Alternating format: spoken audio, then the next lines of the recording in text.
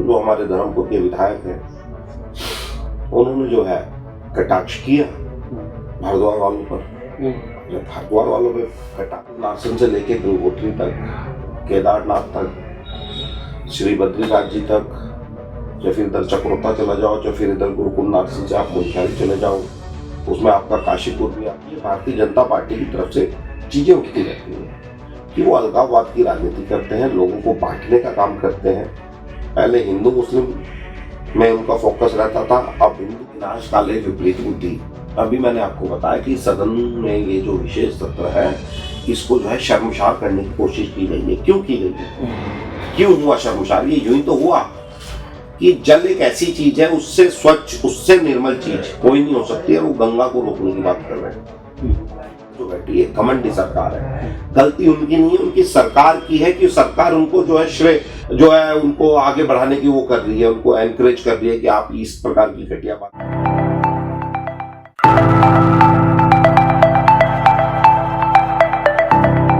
नमस्कार, स्वागत है आपका दृश्य न्यूज उत्तराखंड में। मैं आपके साथ संदीप गोयल। दोस्तों, जैसे कि आपको पता है कि हम समय समय पे आपकी मुलाकात कराते रहते हैं। आज हम आपकी मुलाकात कराने जा रहे हैं जवालापुर विधानसभा विधायक रवि बहादुर जी से। जैसे कि आप जानते हैं कि रजत जयंती समारोह बड़ी धूमधाम से मनाया जा रहा है उत्तराखंड के अंदर, क्योंकि 25 साल पूरे होने आ रहे हैं उत्तराखंड को बने हुए।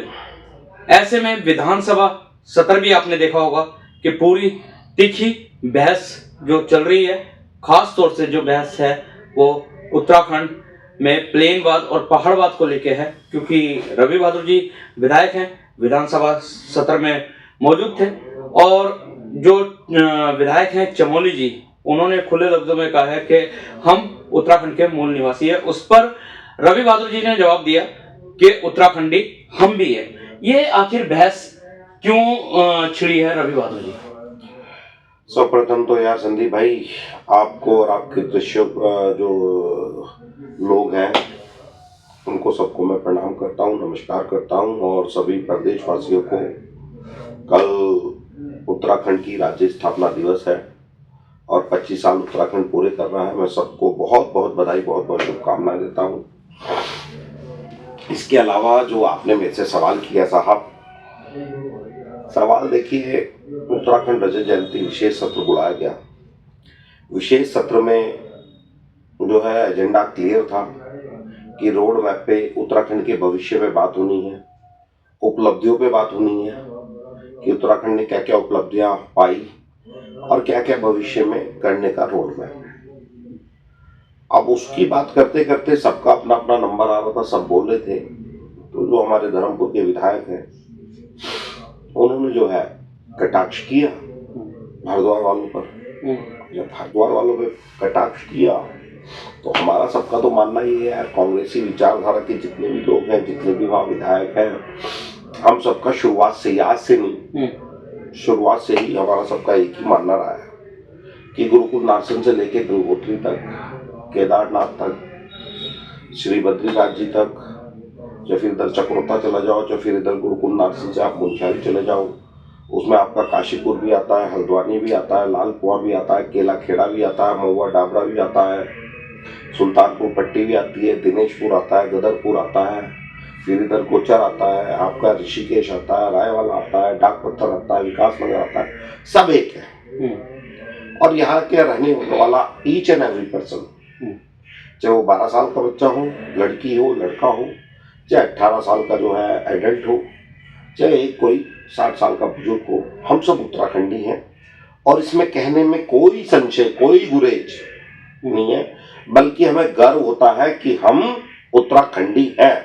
पर कुछ लोगों की मानसिकता, गंदी मानसिकता अभी भी उनके दिमाग में है कि जो वो इस तरह की बार बार ये बातें करते हैं। और स्पेशली ये भारतीय जनता पार्टी की तरफ से चीजें उठती रहती हैं कि वो अलगाववाद की राजनीति करते हैं, लोगों को बांटने का काम करते हैं। पहले हिंदू मुस्लिम में उनका फोकस रहता था, अब हिंदू मुस्लिम वाला उनका जो है ये मामला उजागर हो गया कि ये इनके पास और कोई कार्ड ही नहीं है, हिंदू मुस्लिम के अलावा इन पे कोई बात नहीं रहती। तो अब उन्होंने पहाड़ मैदान करना शुरू किया है। और जो वो तीखे तंज उन्होंने वहां पे कसे, हरिद्वार को लेके, पानी रोकने को लेके नर्क बताया गया, तो ये पूरी की पूरी विधानसभा सत्र को ही शर्मसार करने की वो हुई। हमने विधानसभा अध्यक्ष से भी उसमें मांग की कि कुछ चीजें इसमें लाइनें कटनी चाहिए, और वो शायद अध्यक्ष जी ने हमारी बात स्वीकार भी की है। वो लाइन वहाँ पे उसकी प्रोसीडिंग से कटेंगी विधानसभा सत्र की। पर ये जो भी हुआ है गलत है। और देखिए कहीं ना कहीं ये जो भाजपा विधायकों के मुंह से निकला ये कई सालों से चल रहा है, और स्पेशली जब से भाजपा सरकार दोबारा से रिपीट हुई है ये चीज बढ़ी है। पहाड़ और प्लेन की जो मैदान की जो खाई थी इसको इन्होंने गहरा करने का काम किया है। जब वो स्मार्ट मीटर को लेके हो, इसी सरकार में स्मार्ट मीटर को लेके एक फैसला आया कि स्मार्ट मीटर जो है प्लेन क्षेत्रों के जो है ग्रामीण इलाकों में लगेंगे और पहाड़ के मैदान और जो है पर्वतीय क्षेत्रों में स्मार्ट मीटर नहीं लगेगा। जैसे कि आप तो जब बोल रहे हैं। जब जब जब एक स्टेट एक ही नियम होना चाहिए, एक प्रदेश एक विधान, तो दो नियम कैसे?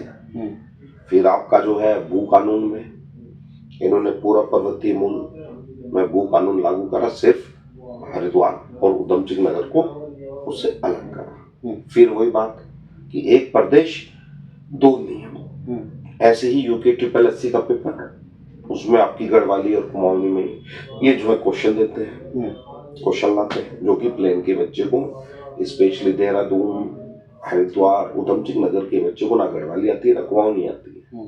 और अगर 4 या 5 क्वेश्चन भी अगर इन लैंग्वेज में आ रहे हैं और वो बच्चे अटेम्प्ट नहीं कर पा रहे हैं तो आप समझ सकते हैं कि उनका परसेंटाइल कितना पीछे चला जाएगा, उनका परसेंटेज कितना पीछे जाएगा।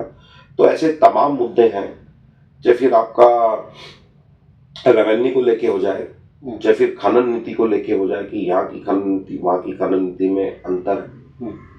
तो हर तरीके से कहीं ना कहीं मैदान वाले क्षेत्रों को, वहाँ के लोगों को ये सरकार कहीं ना कहीं हराश करने का काम कर रही है, जो कि अब सदन में भी उजागर हो गया। अब सदन में हो गया तो इसे सड़क तक लाने का हम काम करेंगे। और अब बात होगी मूल निवास की। जी, मुद्दों की तो बात बहुत होती है रवि बहादुर जी, और होनी भी चाहिए।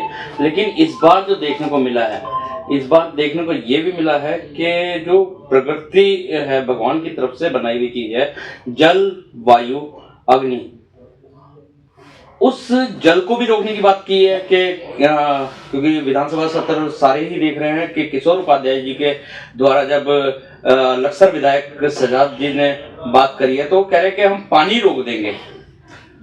देखिए यार, विनाश काले विपरीत बुद्धि।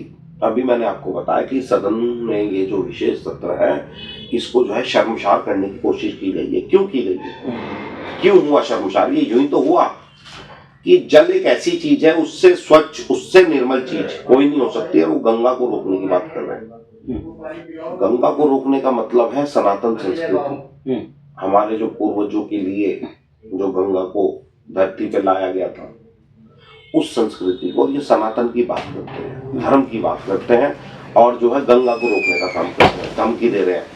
तो इससे ज्यादा सत्र में जो है सदन क्या शर्मसार हो सकता है? सदन में सत्र क्या जो है शर्मसार होगा कि इतनी तुच्छ मानसिकता के लोग सदन के अंदर बैठे हैं जो पानी रोकने की बात कर रहे हैं, जो उत्तराखंडियत की बात तो कर रहे हैं, पर उत्तराखंडियत का मतलब भी नहीं समझ पा रहे कि उत्तराखंडियत का मतलब नारसन से लेके गंगोत्री, चक्रोता से लेके मुंशियारी, सब एक।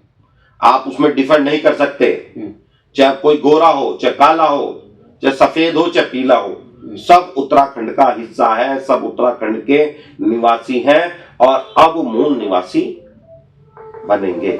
क्या आपके कहने का मतलब यह है कि किशोर उपाध्याय जी ये भूल गए हैं कि पानी रोकने की बात कर रहे हैं तो पानी जो है यहाँ से और भी राज्यों में जाता है, और रही पानी रोकने की बात, क्या पहाड़ में वो इतना पानी रोक पाएंगे?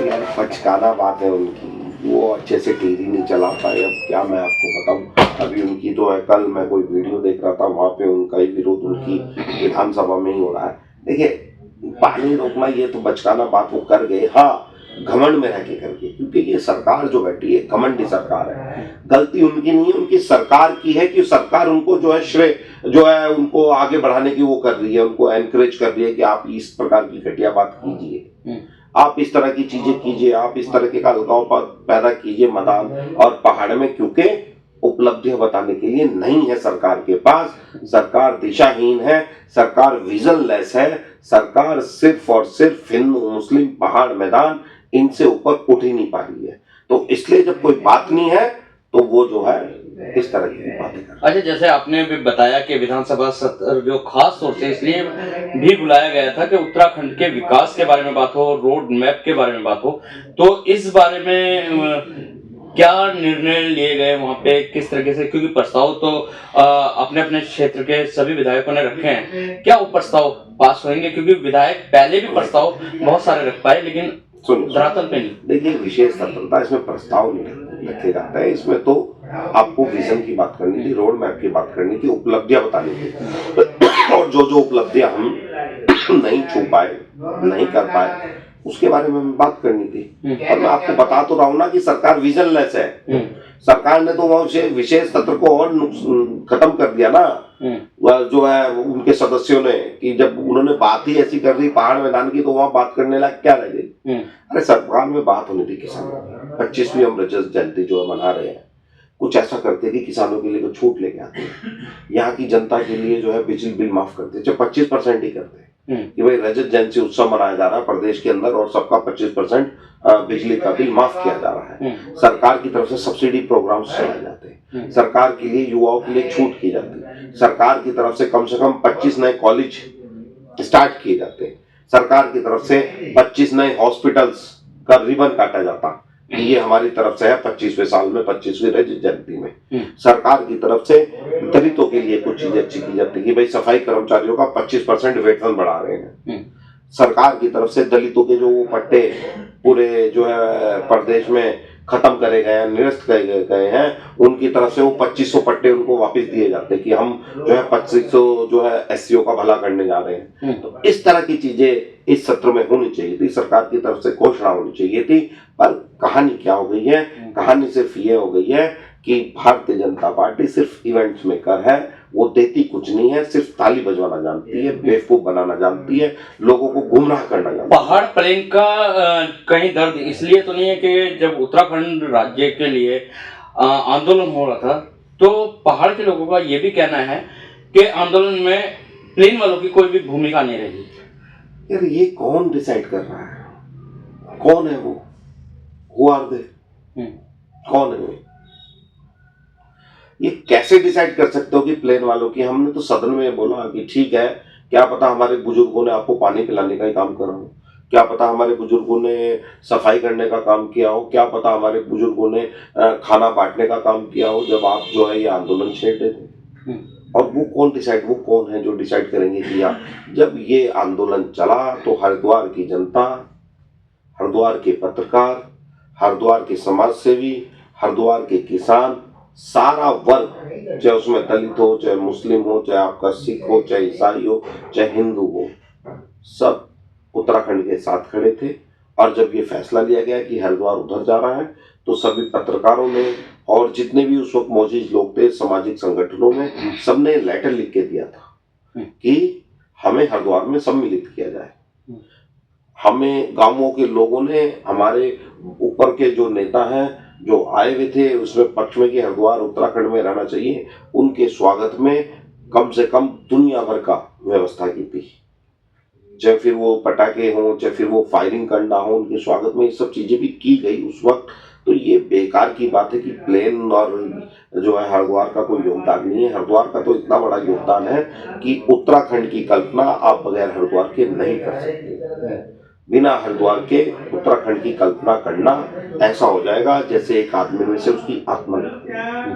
तो हरिद्वार जो है उत्तराखंड की आत्मा है, और आत्मा के साथ अगर कोई उसको छिन्न करने की कोशिश करेगा, उसको दुख पहुंचाने की कोशिश करेगा, उसको दर्द देने की कोशिश करेगा, तो हरिद्वार, उधम सिंह नगर और देहरादून का व्यक्ति उसको कदापि माफ नहीं करेगा। रवि बहादुर जी, उत्तराखंड के 25 साल होने जा रहे हैं, हो ही गए हैं क्योंकि कल स्थापना दिवस है।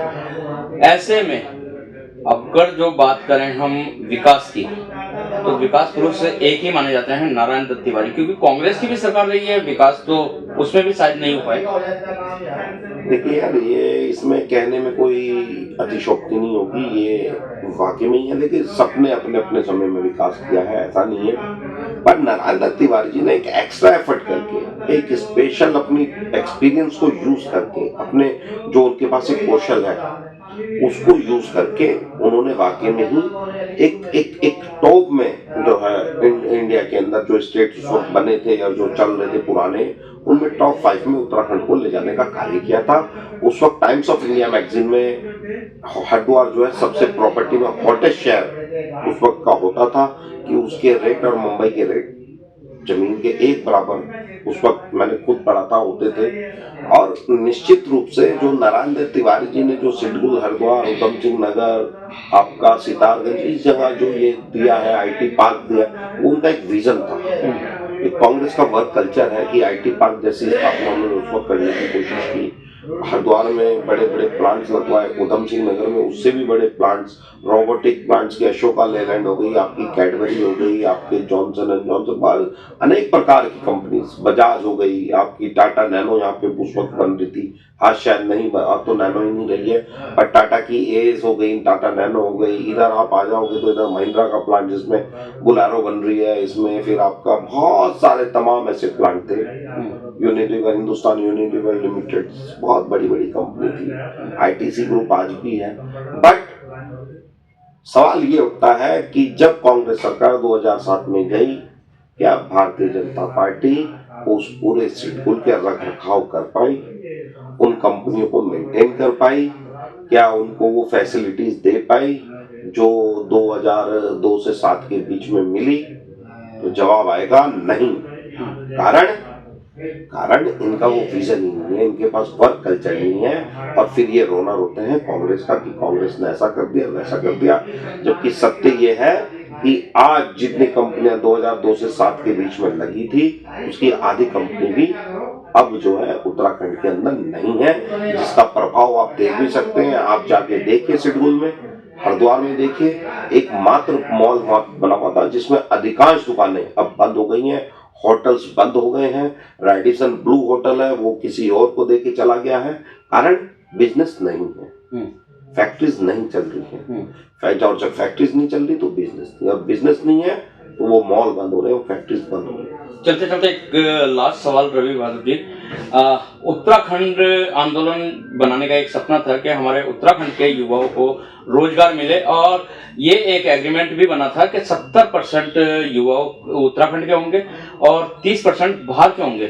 लेकिन अगर तो उसकी उपेक्षा देखा जा रहा है तो बाहरी व्यक्ति यहाँ पे ज्यादा रोजगार पा रहे हैं और उत्तराखंड के युवा अभी भी बेरोजगार है। देखिए, उत्तराखंड का युवा यहाँ रोजगार पा रहा है, पर वो बहुत 4th क्लास नौकरी में पा रहा है, लेबर क्लास में पा रहा है। अपर जो नौकरियां हैं, जो एचआर मैनेजर्स हो गए, जो आपके प्रोडक्शन मैनेजर हो गए, मेंटेनेंस मैनेजर हो गए, और आपके जीएम हो गए, उस पोस्टों पे जिस पे उत्तराखंड के युवा का अधिकार है वो नहीं मिल पा रहा। ये बड़ा दुर्भाग्यपूर्ण है। ये सदन में भी बात उठाई गई थी हमारे एक माननीय सदस्य के द्वारा कि जब उत्तराखंड की स्थापना ही हमारे हिस्से का पानी, हमारे हिस्से की बिजली हम फैक्ट्रीज को देने का कार्य कर रहे हैं, दिन रात वो जो है जमीन का सीना फाड़ के पानी निकाल रहे हैं, 24 घंटे पानी यूज कर रहे हैं जो हमारे हिस्से का है, तो आप समझ सकते हैं।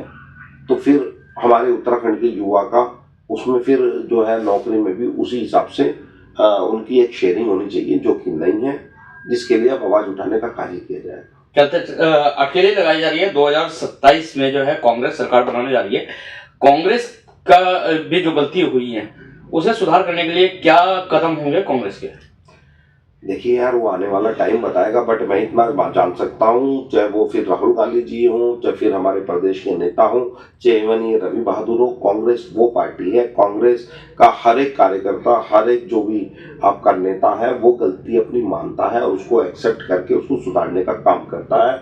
और उसका एक ताज़ा उदाहरण अभी विधानसभा में भी आपको देखने को मिला कि हमारे ही पार्टी के एक सदस्य द्वारा कुछ थोड़ा सा गलत जो है बात एक रखी गई थी पहले मुख्यमंत्री को लेके, जिसको हमारे ही कांग्रेस के सदस्य ने सुधारने का कार्य किया, जो कि सिर्फ कांग्रेस में ही ये बात मिल सकती है, भारतीय जनता पार्टी में आपको कभी नहीं मिल सकती। जी, बहुत बहुत धन्यवाद समय देने के लिए। तो ये थे हमारे साथ विधायक रवि बहादुर, जिन्होंने साफ बोला है कि कांग्रेस ही एक ऐसी पार्टी है कि जो अपनी गलतियों की माफी मांगने में कोई गुरेज नहीं करती, और अगर जो 2027 में कांग्रेस सरकार बनाती है तो ये पहाड़वाद और प्लेनवाद का भी मुद्दा खत्म हो जाएगा। तो बने रहे दृष्टि न्यूज में, मिलवाते रहेंगे इसी तरीके के खास शख्सों के साथ। जब तक के लिए दीजिए इजाजत। जय हिंद, जय भारत, जय उत्तराखंड।